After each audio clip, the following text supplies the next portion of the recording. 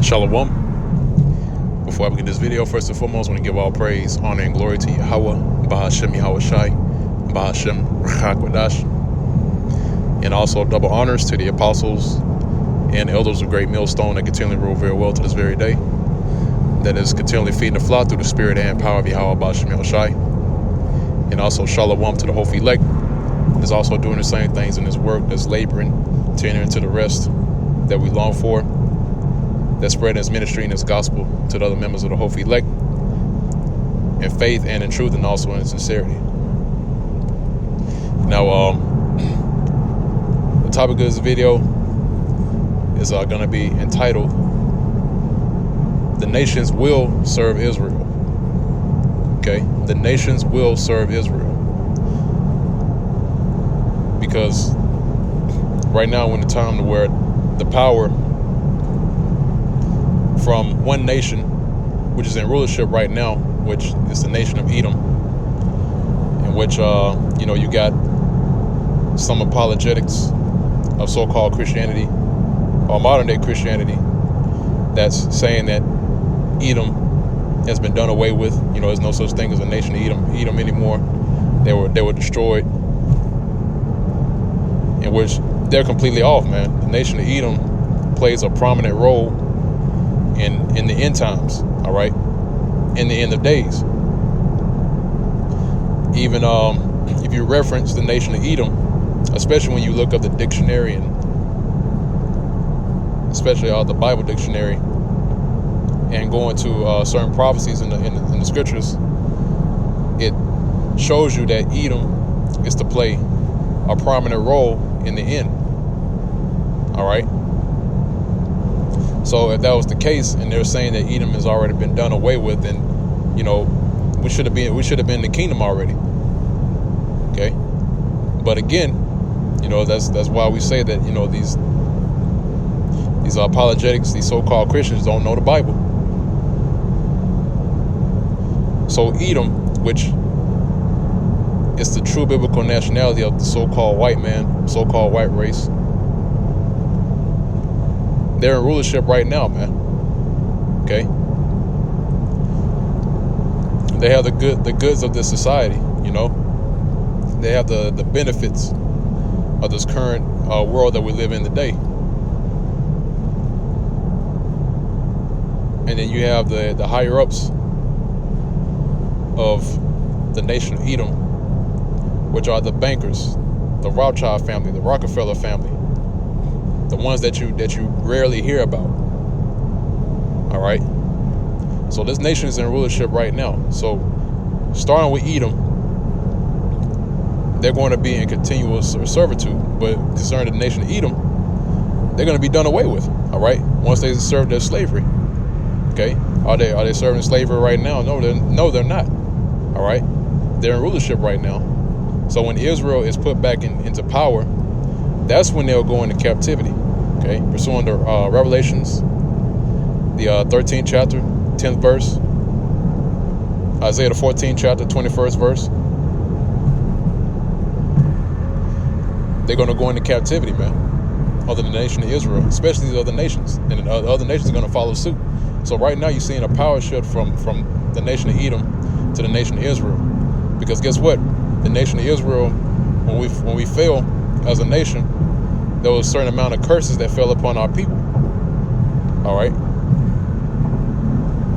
And the nation of Edom is going to be no different. So when they fall out of rulership, guess what? Those same curses are going to fall on the nation of Edom. All right. That's pursuant to Deuteronomy, and Lord will, I'll be able to get that precept. All right. So the same curses that we went through, guess what? They're also going to go through those very same curses. Okay. And there's going to be no might in their hand. And that's one of the curses, having no might in your hand. That's what happened to us. We don't have any might in our hand except for Yahweh Bahashem Yahweh Shai. Because the Lord's the one that put us in this condition. Because we went off. All right. But when that happens, when we do get the power back in our hands and we're back in rulership, the other nations, especially Edom, starting with Edom, and then the other nations, they're going to be in continual servitude. All right. and they're not going to rise back into power anymore. So I'm going to go ahead and jump into the precepts. And like you see right here, you got the table of nations, and this is all the nations in there, what they're being called today. All right. They're all tied to their own biblical names, which the nations, they still have their heritage, man. And that's the thing about it, man. When you go into our nation, compare our nation to the rest of these other nations, the other nations still got their heritage. All right. But our nation is the only nation which is Israel, which consists primarily of the so-called Negroes, Hispanics, and Native Americans. Our nation is the only nation that doesn't have a heritage to go back to, because it was lost through the perversion of history by the hands of the so-called white man. All right. So now I'm gonna go ahead and jump into the precepts. This is Book of Isaiah, chapter 49, and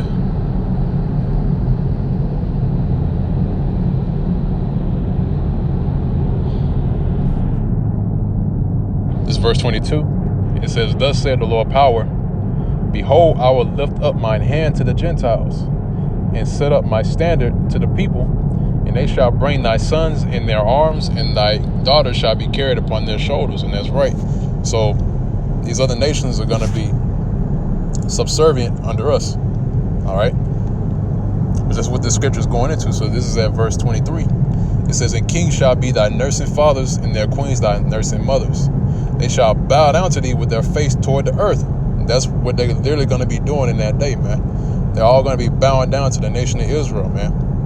Okay. It says, "And lick up the dust of thy feet, and thou shalt know that I am the Lord, Yahweh Bashmiel Shai, for they shall not be ashamed that wait for me." Okay, and that's what we're waiting on, man. This is the patience and the faith of the saints, like pursuant to Revelation, the 13th chapter, which I quoted earlier. The 13th chapter in the 10th verse. All right.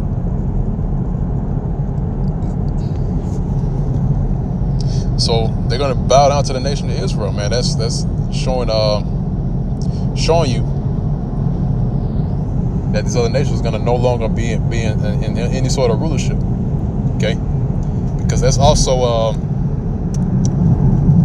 pursuant to Psalms, the 68th chapter and the 16th verse, right, which I'm going to read.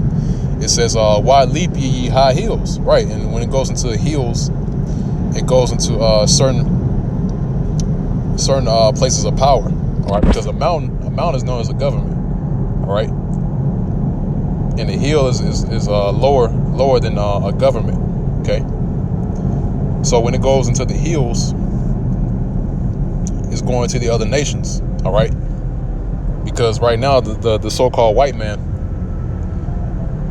has the mountain. All right, if you can receive it. Right now they have the mountain, they have the government, they have the power, they have control over all the other nations. What they should say, what they should do. All right, because Esau has put his mark across the world with their military bases, army bases, and made these other parts of the world their places of, I don't want to say refuge, but I don't want to say rendezvous either. But basically, they just set up different bases, military bases throughout the world. And really, they have more military bases than there ever was back in the ancient world, or any point in history. All right. So once again, it says, "Why leap ye high hills? This is the hill which the Most High desired to dwell in. Yea, the Lord Yahweh Bashmiel Shai will dwell in it forever."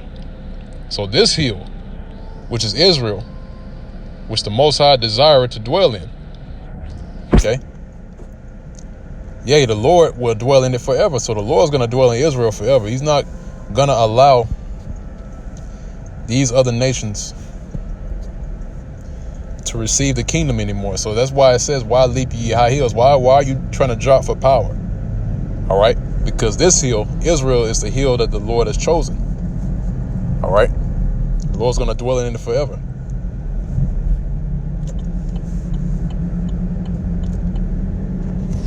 So that's why I made mention is that these other nations are going to no longer have any sort of rulership whatsoever. Okay.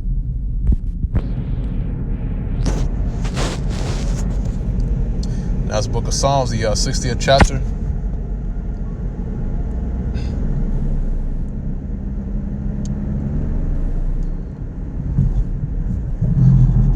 All right. Start at verse 3. This is Isaiah, the 60th chapter, in the 3rd verse. It says, "And the Gentiles shall come to thy light, and kings to the brightness of thy rising." And that's right. Because guess what? During that time, you're not gonna have no Cushite over in some remote part of the land worshiping another idol, or worshiping an idol or a false god. Okay? Because guess what? They all gonna be in order.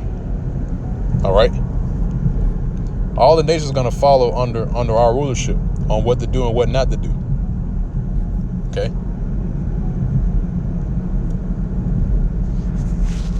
So again, it says, "And the Gentiles shall come to thy light, and kings to the brightness of thy rising." All right. And they're not going to complain about it either, man, because guess what? Everything's going to be set back the way it was before. You know, they're going to have their perspective lands, their inheritance, their original lands. They're going to have that. But guess what? They're going to have to pay tribute. All right. They have to pay tributary to the nation of Israel. Okay. So yeah, they'll have that land, but they're going to have to still be under subjection under us, no matter what, you know. So there's really no way out of it, man. All right? Because really the nations were made to be our servants, man. You go to Deuteronomy, the 7th chapter, and the 6th verse, it says, it tells you that Israel is a special people unto the Lord, man. So you think the Lord's going to make Israel equal to the other nations? No, he's not. He's going to make them higher than the other nations, all right? And they speak about us being racist. Man, the Lord is racist, man. And there's nothing wrong with that. There's nothing wrong with being for your race or for your nation. All right? So verse 4, it says, "Lift up thine eyes round about, and see all they gather themselves together. They come to thee. Thy sons shall come from far, and thy daughters shall be nursed at thy side." Right? Because Israel was scattered throughout the four corners of the earth. Because now you got Israelites that are abroad on other places or other parts of the world, and guess what? They're going to come back. All right, we're all going to be brought back to the land of Israel. All right. Now the ones that were scattered throughout the four corners of the earth, that are living amongst the other nations, you know, they're known as the confusion of faces. But their lines go back to Jacob. Their lines go back to Israel. Okay. Verse 5 says, "Then thou shalt see and flow together, and thine heart shall fear and be enlarged, because the abundance of the sea shall be converted unto thee. The force of the Gentiles shall come unto thee." Right. The forces, and I believe, if I'm not mistaken, I'm going to go into that word force. If I'm not mistaken, it means treasures. Let me see. I know it probably say armies if I look it up for face value. But if you go deeper into the word, it should be treasures. Let me see if I can get it real quick. And it's like as well, I'm in transit. I'm trying to get this and get through this rush hour that's going on right now.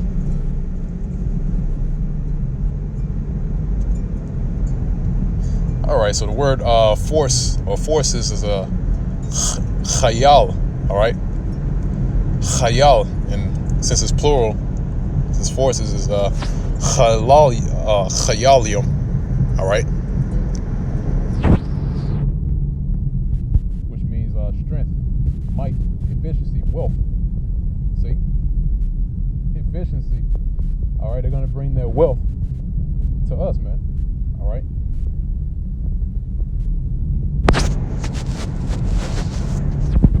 Read that again. It says the forces of the Gentiles shall come unto thee. So their wealth is going to come unto us, man.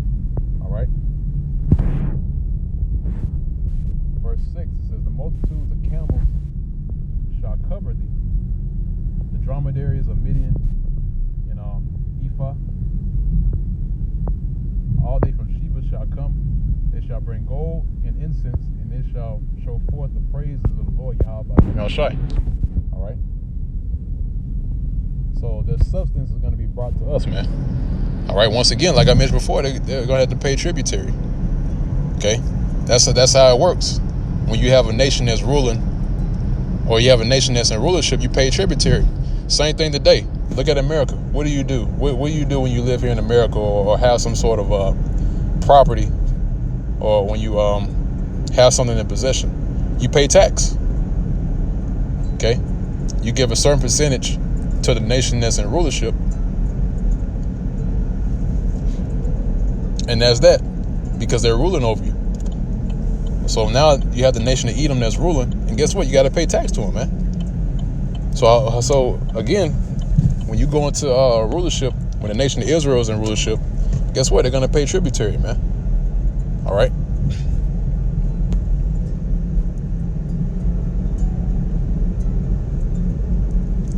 And so that pretty much wraps up this video and this lesson on that note. In our Lord's will, this was edifying to the body of Yahweh B'Shem Yahushai, and also to the members of the Hope Elect.